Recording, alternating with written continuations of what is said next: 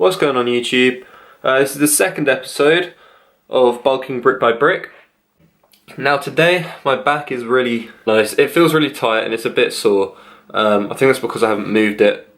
I think that's because I haven't worked it out properly in like 3 months. So I'm just letting that rest. I don't want to put too much pressure on it. So today what we're going to do is we're going to do something a bit different. We're going to do chest and biceps. Now I don't usually do that together. We're going to give it a go. I'm going to see how my back feels because obviously it's antagonistic with chest because it's the opposite movement. So we're going to see how my back feels with that and how much pressure I can put on it, and also stabilization when you do bicep curls and all that sort of stuff.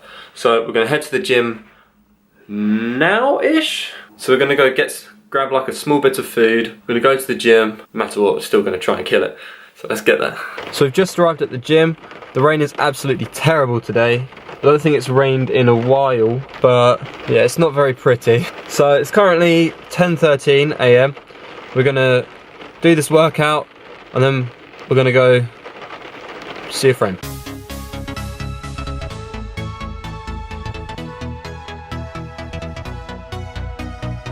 What's going on, guys? Back with another commentary for you. What we're doing here is doing some incline press.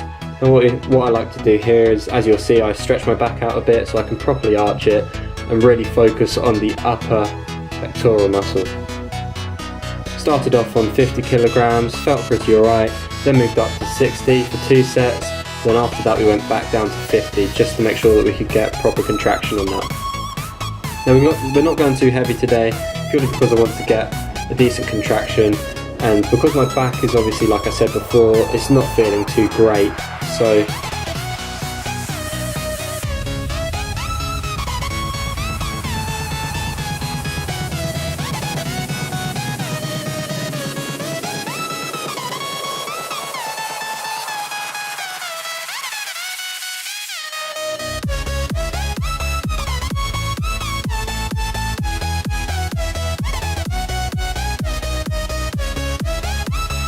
now here we're doing some incline isolated dumbbell curls. Now what this is going to do is when you keep your elbows back like I am here, as you can see it, I'm twisting out, also known as supinating. That really focuses on the bottom part of the head and also the top peak of the bicep, which is what I'm trying to grow because purely that's quite weak on my body myself. We're also supersetting that with the drag curl, which I've mentioned in previous videos. Now what the drag curl does is also focus on the peak of the bicep.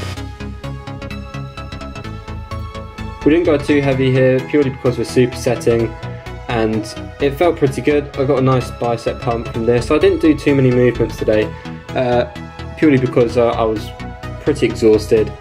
I did get good sleep, but at the same time I didn't have too many carbs before.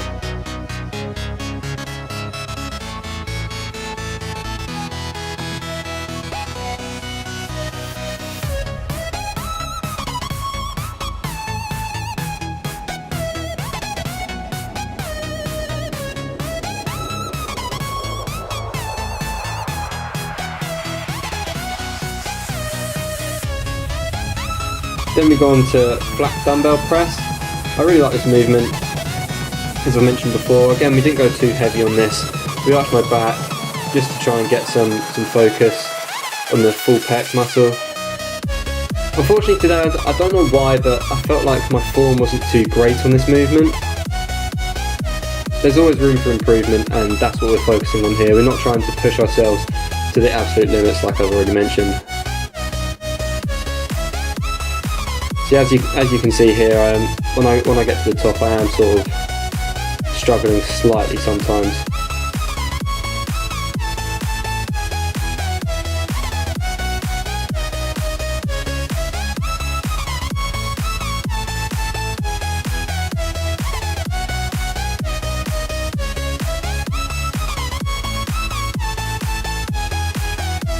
Now this is the last set. As you can see, I'm just trying to get in the zone.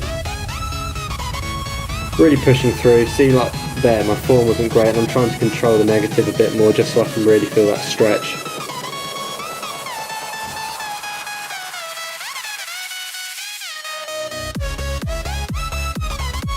Now here we're doing incline flies. I I really like this movement. I don't know what it is. It feels better than doing cables a lot of the time for me personally. Mainly because I've isolated my back. I can really get that stretch by dropping my elbows right down, controlling the negative. And it helps to really build that upper pec muscle. We did about 3 sets of this. The other 2 movements, I know we did 4 sets. Yeah, 4 sets. But this straight after a flat dumbbell press or any type of bench press movement, that you will definitely feel it. And if you pre-exhaust the muscle like I have doing incline barbell press, then you'll feel that part of the muscle in any exercise. Whatever muscle you pre-exhaust, you will definitely feel it throughout the rest of the movements that you do on that body part.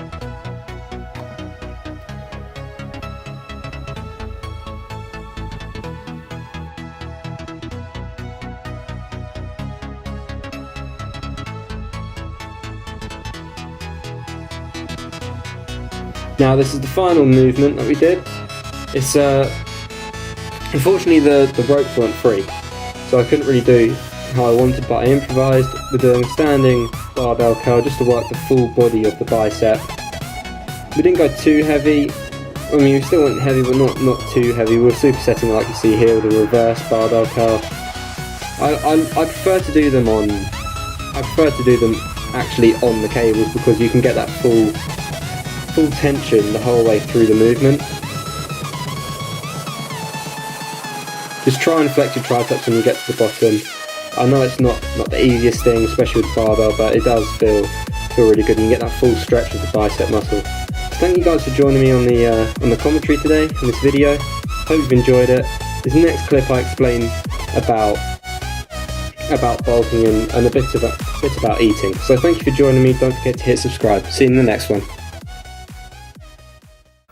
What's going on, guys? I didn't really end up recording too much today. Not too much was going on. I didn't end up going out to see a friend, unfortunately. Yeah, luckily the rain has cleared up.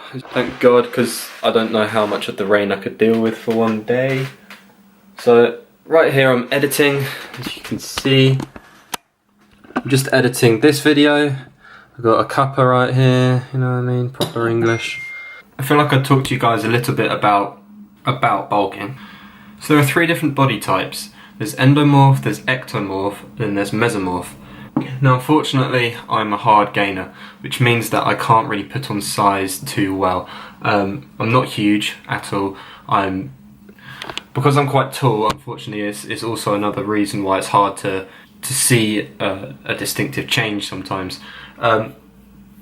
However, what I've noticed is, I know it's like very typical, but you need to up your calories. Like you won't see results unless you really up your calories, but not just like eating as much as you can, you know, like not just buying Domino's, or not sponsored, but, but not just ordering takeaway all the time, or, you know, just eating as many chocolate bars as you can and any food that's in the cupboard. Like you need to be getting the right sort of stuff. I mean, yeah, every now and then it's not that bad, because you're not dieting down for a competition, say, or anything like that to get you lean and get rid of the fat. In fact, fats are actually good for your joints and everything to help you bulk and gain muscle. Now, the reason you need to up your calories is because you need to be able to fuel the muscle and fuel your body without using the muscle as the energy source, which is what you never want to do, because when you start doing that, you will deteriorate muscle mass, and you'll only really do that when you don't have any fat or any energy to burn. The reason I'm telling you this is because the best weight gain that I had was this year. I put on around 6 kilograms in about a year. Now, that's without any real help. The only thing I took was creatine and protein powder. I was just supplementing. I was trying to get more protein and more carbs. Now, I'll do a supplement video probably this week at some point, and I'll also do a meal prep episode. The supplement episode probably won't be part of the bulking series, but the meal prep will definitely be a part of that. I'll probably do that on an off day, so most likely Sunday, because I go back to work on Monday. Now, you want to be getting enough carbs. Now, carbs are essential for putting on muscle mass. Before, I put on too much weight too fast, and I actually got stretch marks on the top of my arms up here. What I'm talking about is the Optimum Nutrition Serious Mass. Now that is a lot of calories. Bearing in mind that was just to bump up my calories because I couldn't fit it in with work. Now what I'm able to do this time is properly meal prep, so I can get those carbs in, but more complex carbs like having your rice and oats in the morning, and also have like pure protein like chicken, and possibly have eggs when I get home when I'll be doing this editing. What I'm saying is not necessarily limit the amount of fat, but do put a cap on it, especially when you're bulking. I'd say around 70-80 grams. You don't really want to exceed that. You don't want to try and meet that as a goal, but I would say if you want to do a lean bulk like I am, don't have that much fat and just mainly focus on carbs, like the pure carbs, not simple carbs. But the good thing is you can have simple carbs after your workout. The reason you're allowed to have simple carbs after your workout, say like maybe have like a sneaky little chocolate bar, like a small like row of dark chocolate or something like that with fruit, is because what you're doing straight after your workout within that half-hour anabolic window is you're replenishing the nutrients which you've just burnt and lost during the workout, if that makes sense. So before the workout, complex carbs, because what you're doing there is you're fueling your body and your muscles. With simple carbs, it's just a really quick release of energy and you'll burn out really fast, which you don't want.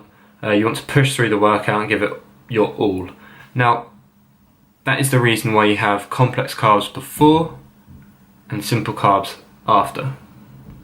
Hope that's helped.